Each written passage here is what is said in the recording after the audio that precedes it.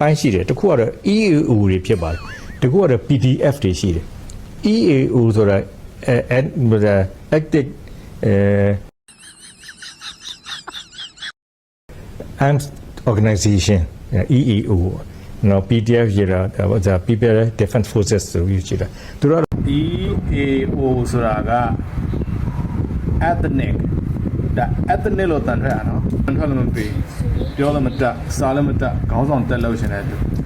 ဒီမှာပြန်ကြည့်ဒီကြလိုက်စို့စားလို့ပြန်လို့ပါဦးမယ် ethnic okay A က earned O က organization ဟုတ်ပြီနော်အတိပ္ပယ်ကတိုင်းသားလက်နက်ကိုင်အဖွဲ့အစည်းတိုင်းသားလက်နက်ကိုင်အဖွဲ့အစည်းတေချာလိုက်မှနင်းရလဲကာချုပ်လည်းဟုတ်တယ်တမန်တော်လည်းဟုတ်တယ်လူကြီးလည်းဟုတ်တယ်နိုင်ငံတော်ကောင်းဆောင်လည်းဟုတ်တယ်မင်းနိုင်ငံတော်ရဲ့ထိပ်ဆုံးတဲ့နေရာဖြစ်တဲ့တမန်တော်နေရာကိုယူထားပြီးမှ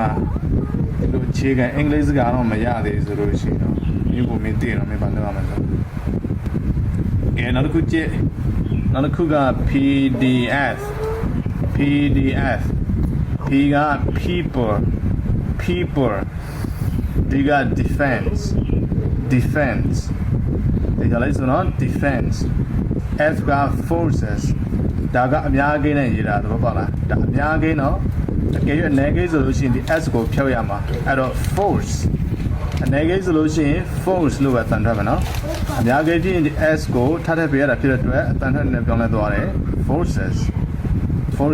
မင်းအနေကြီးအများကြီးသိလားမြန်မာတတာတော့သင်ဘူးလားမသိဟမ်မြန်မာတတာတော့မသင်ဘူးဆိုလို့ရှိရင်တော့ English grammar ဆိုပို့ဆိုးပါပေါ့အကြမ်းဖက်တဲ့ဖွဲ့မှာနှစ်ပိုင်းရှိ